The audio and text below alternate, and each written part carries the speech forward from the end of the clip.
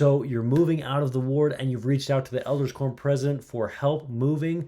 We are so glad you've done that. We're so sorry that you're moving, but we're happy to provide this service. Here's a quick rapid fire video to show maybe some tips and tricks of how to make moving day a success.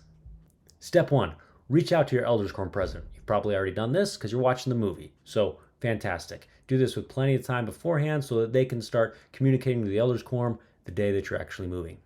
Step 2, contact your new Elders Quorum president and let them know that you're moving in so that they can arrange people to help you unpack.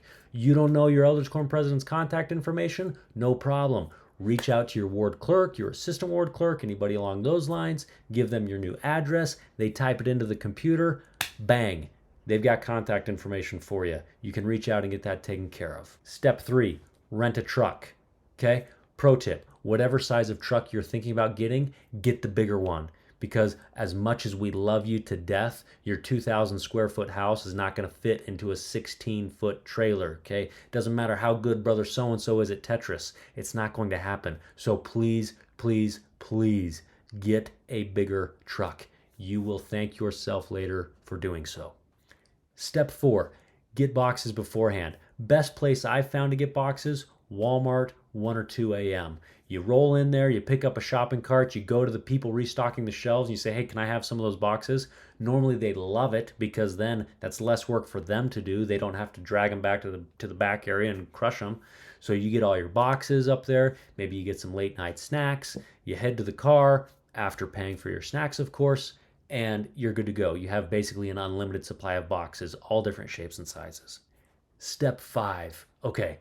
Step 5 is really why I made this video, and it's crucial. If the move is going to go south, it's because step 5 gets neglected. Please, please box up your house beforehand. I can't reiterate this enough. It's going to take roughly, minimum, it's going to take minimum 20 labor hours to box up your house. That means if you're doing it by yourself, 20 hours. That's a part-time job. If you and 3 of your friends come over and help out, it's going to take 5 hours, okay? Please, if you're moving Saturday at 10 a.m., do not start boxing up your house Friday when you get off work early, okay? That's not going to be enough time, and it's going to turn into an absolute soup sandwich. Start boxing up your house 2 or 3 weeks before you move.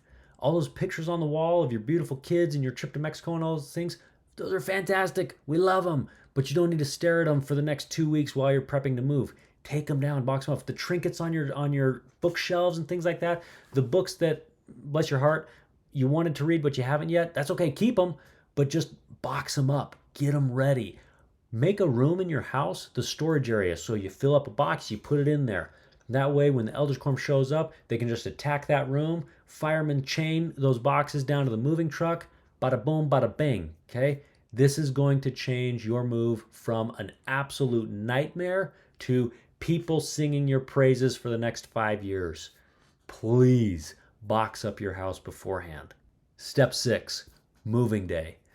All joking aside, we know that everybody's situation is a little bit different. Everybody has a different family situation, different moving situation, different physical capabilities situation, that kind of stuff. So the Elders Quorum is happy to help out and to make adjustments as needed. However, in a standard situation, we're looking at a 2-hour window, okay? The Elders Quorum is going to be there for 2 hours because, again, we love you, we love to serve, but we also have our kids' soccer games, we also have like honeydew lists, things like that. So, again, we love to serve you, but we don't have just an unlimited amount of time to do this. So if you can plan for a 2-hour window, that would be fantastic. Now, in that 2-hour window, going back to step 5, it would be best to use that time to move heavy things that you can't do by yourself, right? Get 4 or 5 Elders Quorum members on that thing, and it's taken care of quickly. If you spend that 2 hours, if the Elders Quorum spends that 2 hours boxing up your things, that's probably not the most efficient use of that resource, right? Because you could be doing that by yourself with enough pre-planning. Instead, again, use the Elders Quorum's back and muscle for that 2-hour window to get heavy things out and into the properly sized vehicle that you've already rented beforehand. I can't stress this enough, so I'm going to say it again just one more time. It's probably best to use the Elders Quorum 2-hour chunk of window to move the big, heavy stuff than it is to be packing up your kitchen dishes or your pantry or things like that. That can all be done beforehand by yourself. Step 7, you're ready to hit the road. You've had an absolutely successful move. People are crying, not only because they're sad to see you go, but because you were so well organized. You've called your new Elders Quorum president. He's got 4 or 5 guys on the other end ready to unload. Everything's fantastic.